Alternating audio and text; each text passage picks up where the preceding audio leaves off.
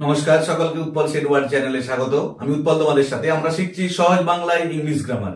আজকে আমরা আলোচনা করব জিরান্ড এবং পার্টিসিপেলের মধ্যে কি সিমিলারিটি আছে এবং কি ডিফারেন্স আছে, কি পার্থক্য আছে এবং কি মিল আছে তা নিয়ে ডিটেইলস আলোচনা করব। তাই তোমরা ভিডিওটা স্কিপ না করে অবশ্যই প্রথম থেকে শেষ পর্যন্ত দেখবে। আর যারা আজ আমার চ্যানেলটা প্রথম দেখছো বা চ্যানেলটা এখনো সাবস্ক্রাইব করোনি তারা অবশ্যই চ্যানেলটা সাবস্ক্রাইব করে পাশে থাকা বেল বাটনটা প্রেস করবে, যাতে পরের ভিডিওগুলো আপলোড করার সাথে সাথে তোমাদের কাছে নোটিফিকেশন পৌঁছে যায়। আগের দুটো ভিডিওতে আমরা জিরান্ড এবং পার্টিসিপেল নিয়ে ইন ডিটেইলস আলোচনা করছি। একটা ভিডিওতে জিরান্ড কাকে বলে, জিরান্ডের ব্যবহার, আর একটা ভিডিওতে পার্টিসিপেল কাকে বলে, পার্টিসিপেল কিভাবে বাক্যে ব্যবহৃত হয় তা নিয়ে ডিটেইলস আলোচনা করেছি। তাই যারা আগের ভিডিওগুলো দেখোনি তাদের জন্য আমি ডেসক্রিপশন বক্সে আগের দুটো ভিডিওর লিংক দিয়ে দেবো, তোমরা অবশ্যই তোমাদের সময় মতো দেখে নিও। তাহলে প্রথমেতে আমরা জানবো জিরান্ডের সঙ্গে পার্টিসিপেলের সিমিলারিটি কি, মিল কি আছে, যে কোন ক্ষেত্রে জিরান্ড এবং পার্টিসিপেল দুটোই এক। দেখো মনে রাখবে জিরান্ড এবং পার্টিসিপেল দুটোই হলো নন ফাইনাইট ভার্ব। আবার বলছি, জিরান্ড এবং পার্টিসিপেল দুটোই হচ্ছে নন ফাইনাইট ভার্ব। এটা খুব ভালো করে মনে রাখতে হবে, যেটা হচ্ছে মিল। তাহলে নন ফাইনাইট ভার্ব কাকে বলে তোমরা অনেকেই তো জানো। দেখো নন ফাইনাইট ভার্ব হচ্ছে তাহলে যে সকল ভার্বের নাম্বার, টেন্স বা পার্সন পরিবর্তনের সাথে সাথে গঠনের কোনো পরিবর্তন হয় না, সেগুলোকে বলা হয় নন ফাইনাইট ভার্ব। আবার বলছি, যে সকল ভার্বের নাম্বার, টেন্স বা পার্সন পরিবর্তনের সাথে সাথে কোন রকম পরিবর্তন হয় না তাদের বলা হয় নন ফাইনাইট ভার্ব। যেমন ধরো আমি তোমাদের একটা উদাহরণ দিয়ে দেখাচ্ছি। ধরো বললাম আই এম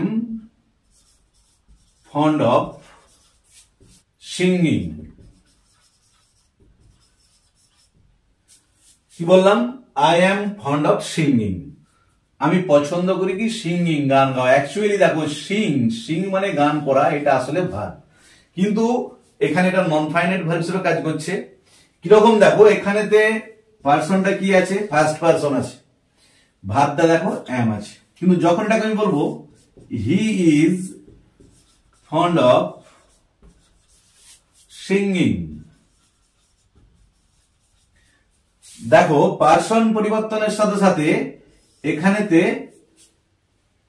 ভার্বটারও পরিবর্তন হলো তো, এম থেকে ইজ হয়ে গেল। আবার বলছি ধরো দে আর ফন্ড অফ সিঙ্গিং, তারা পছন্দ করে গান করতে। দেখো এখানেতে নাম্বার পরিবর্তন হলো, এটাও থার্ড পার্সন, এটাও থার্ড পার্সন, সঙ্গে সঙ্গে দেখো ভার্বটারও পরিবর্তন হলো। আবার ধরো বলছি she was fond of singing, দেখো এখানে কি বললাম? she was fond of singing, সে ভালোবাসতো বাগান তৈরি করতে। তাহলে was দেখো টেন্স এর পরিবর্তন হলো, সঙ্গে সঙ্গে ভার্বটার পরিবর্তন হলো। একটা জিনিস খেয়াল করো, প্রত্যেকটা ক্ষেত্রেই সিঙ্গিং ওয়ার্ডটার কিন্তু কোনো পরিবর্তন নেই। প্রত্যেকটা ক্ষেত্রে সিঙ্গিং সিঙ্গিং সিঙ্গিং একই রয়ে গেছে। তাহলে এই জন্য এটা হচ্ছে নন ফাইনাইট ভার্ব। তাহলে যে ভার্বের টেন্স, পার্সন বা নাম্বার পরিবর্তনের সাথে সাথে কোন রকম পরিবর্তন হয় না, এরা বাক্যে সাধারণত নাউন হিসাবে, অ্যাডজেক্টিভ হিসাবে বা অ্যাডভার্ব হিসাবে কাজ করে, তাদের বলা হয় নন ফাইনাইট ভার্ব। আবার বলছি, তাহলে যে সকল ভার্ব নাম্বার, পার্সন বা টেন্স পরিবর্তনের সাথে সাথে কোনো পরিবর্তন হয় না, এরা সেন্টেন্স সাধারণত নাউন হিসাবে, অ্যাডজেক্টিভ হিসাবে বা অ্যাডভার্ব হিসাবে কাজ করে, তাদের বলা হয় নন ফাইনাইট ভার্ব। এক্ষেত্রে জিরান্ড এবং পার্টিসিপেল দুটোই কিন্তু এক, দুটোই হচ্ছে নন ফাইনাইট ভার্ব। এটা হচ্ছে এদের একটা সিমিলারিটি। কারণ আমরা জানি জিরান্ড কাজ করে নাউন হিসাবে, পার্টিসিপেল কাজ করে অ্যাডজেক্টিভ হিসাবে। আর একটা আছে ইনফিনিটিভ, সেটা নিয়ে আমি পরে ভিডিওতে আলোচনা করবো। সেটা কাজ করে নাউন, অ্যাডজেক্টিভ, অ্যাডভার্ব তিনটে হিসেবেই কাজ করে। তাহলে এটা হলো এদের সিমিলারিটি। অনেকেই হয়তো বলবে ভার্বের সঙ্গে আইএনজি যোগ করে কি হয় না, জিরান্ড হয়, আবার ভার্বের সঙ্গে আইএনজি যোগ করে পার্টিসিপেল হয়। কিন্তু মনে রাখবে ভার্বের সঙ্গে আইএনজি যোগ করে শুধুমাত্র প্রেজেন্ট পার্টিসিপেল হয়, পাস্ট পার্টিসিপেল বা পারফেক্ট পার্টিসিপেল হয় না। তাই ওটাকে আমরা মিল বা সিমিলারিটি বলতে পারবো না। ওটা শুধুমাত্র পার্টিসিপেলের একটা ফর্ম পরিবর্তনটা আইএনজি যোগ করে হয়। তাই যেটা মূল সাদৃশ্য বা মূল যেটা সিমিলারিটি, সেটা হচ্ছে উভয়ই হচ্ছে নন ফাইনাইট ভার্ব। এরপরে আমরা আলোচনা করবো যে জিরান্ডের সঙ্গে পার্টিসিপেলের ডিফারেন্সটা কি, পার্থক্যটা কি। দেখো জিরান্ড কাকে বলে আমি প্রথমে বলছি, মনে রাখবে ভার্বাল নাউন। তাহলে আমি প্রথম দিনই বলেছিলাম জিরান্ড হচ্ছে ভার্বাল নাউন। এই টার্মটা যদি আমরা মনে রাখতে পারি তাহলেই কিন্তু আমাদের ডেফিনেশনটা মনে থেকে যাবে, যে ওয়ার্ডটা মূলত ভার্ব বা ভার্ব হিসেবে কাজ করে, কিন্তু সেই ওয়ার্ডটাকে যখন আমরা নাউন হিসেবে ব্যবহার করি তখন সেটাকে বলা হবে জিরান্ড। আবার বলছি যে একটা ওয়ার্ড যেটা মূলত ভার্ব, কিন্তু সেই ভার্বটা যখন ভার্বের কাজ না করে নাউন হিসেবে কাজ করবে সেটাকে বলা হবে জিরান্ড। আর পার্টিসিপল কি না, একটা ওয়ার্ড যেটা মূলত ভার্ব কিন্তু সেটা ভার্বের কাজ না করে যখন অ্যাডজেক্টিভে কাজ করবে তখন সেটাকে বলা হবে পার্টিসিপল। যেমন ধরো জিরান্ডের উদাহরণ দিচ্ছি যে walking is good for health. যে ধরো এই বাক্যটা বললাম যে walking is good for health. দেখো আমরা জানি ওয়াক মানে হাঁটা, এটা মূলত ভার্ব, কিন্তু এখানেতে কোনটা ভার্বের কাজ করছে, ইজটা। এখানে ওয়াকিং হাঁটা হয় স্বাস্থ্যের পক্ষে ভালো, হাঁটাটা এখানে ওয়াকিংটা এখানে কিসের কাজ করছে না, এখানেতে নাউনের কাজ করছে, তাই এটা হলো জিরান্ড। আবার একইভাবে ধরো বলছি do not disturb the sleeping baby। কি বললাম, ডু নট ডিস্টার্ব, গন্ডগোল করো না, কাকে গন্ডগোল করো না, দা স্লিপিং বেবি। দেখো স্লিপ মানে ঘুমানো, স্লিপ আমরা জানি ঘুমানোটা হচ্ছে একটা ভার্ব, কিন্তু এখানে দেখো বাচ্চাটার একটা অবস্থার বিবরণ দিচ্ছে যে কিরকম বাচ্চাকে ডিস্টার্ব করো না, না যে বাচ্চাটা ঘুমাচ্ছে তাকে ডিস্টার্ব করো না। এখানে স্লিপিংটা কি হিসাবে কাজ করছে, অ্যাডজেক্টিভ হিসাবে, তাই এখানে স্লিপিংটা হলো পার্টিসিপল। তাহলে এটা হলো প্রথম পার্থক্য। দ্বিতীয় পার্থক্য দেখো, এটা সবাই আমরা জেনে গেছি যেহেতু ডেফিনেশনটা জানি, যে জিরান্ড নাউনের কাজ করে পার্টস ভাবে, আর পার্টিসিপল অ্যাডজেক্টিভের কাজ করে পার্টস ভাবে।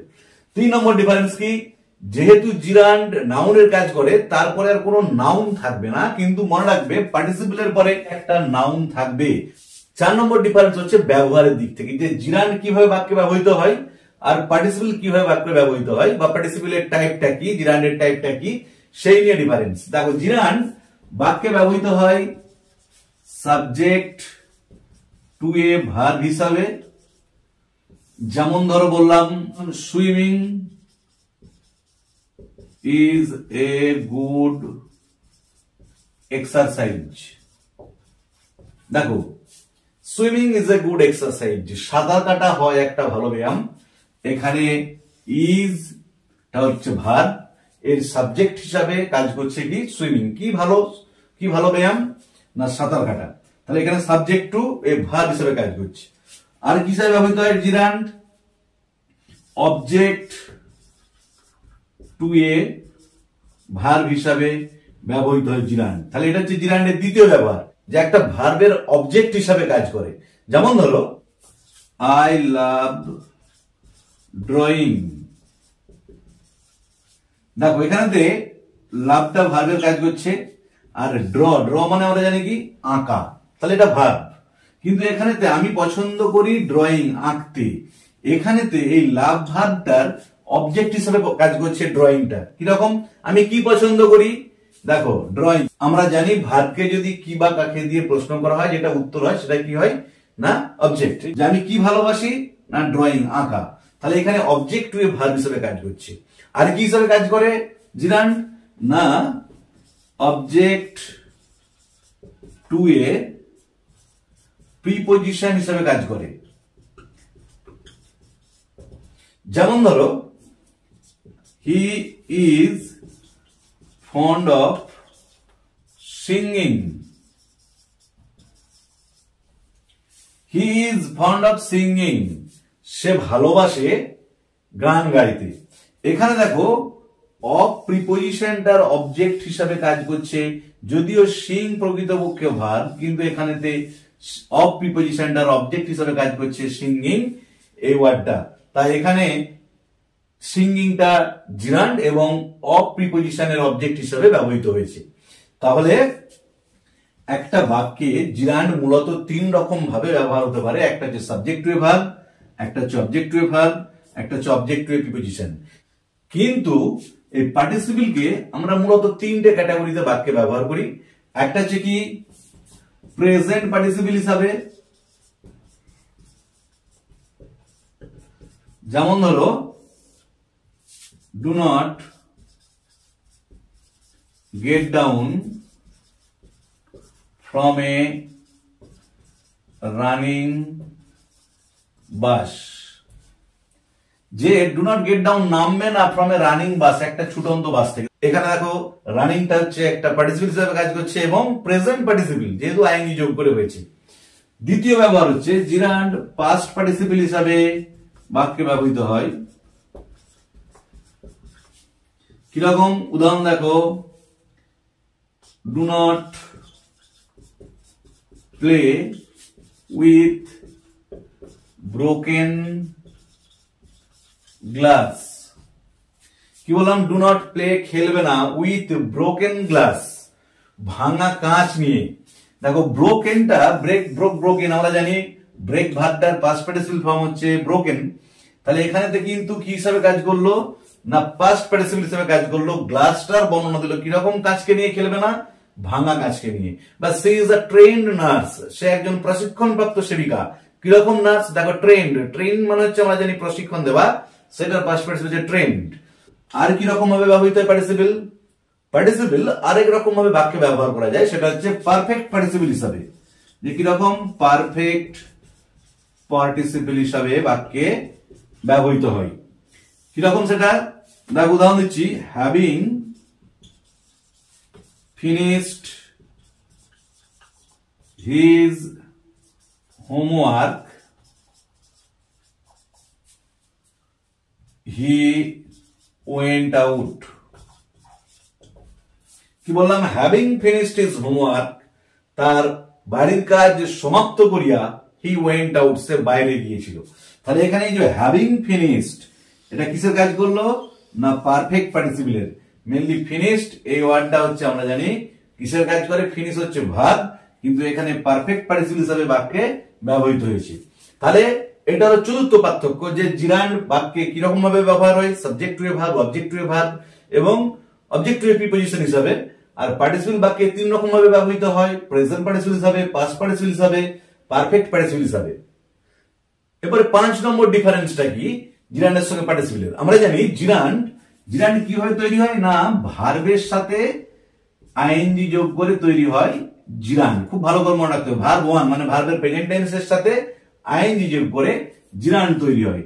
যেমন ধরো বললাম রানিং, রানের সঙ্গে আইএনজি যোগ করে, যে running is good for health, দৌড়ানো স্বাস্থ্যের পক্ষে ভালো।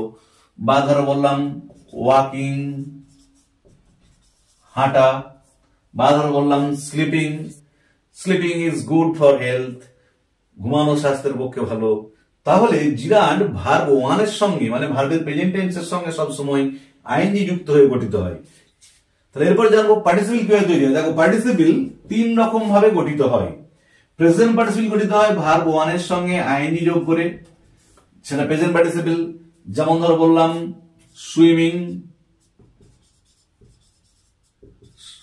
সুইমিং, তাই তো, do not throw stones at the swimming ducks, পাথর ছুড়বে না ওই সাঁতার কাটা পাতিয়াসগুলোর দিকে। তাহলে ভার্বের সঙ্গে আইএনজি যোগ করে তৈরি হতে পারে, সেটা প্রেজেন্ট পার্টিসিপল হবে। আর কিভাবে পার্টিসিপল তৈরি হয় না V3 ফর্ম হিসাবে, যেটা পাস্ট পার্টিসিপল। V3 ফর্মটা কি রকম?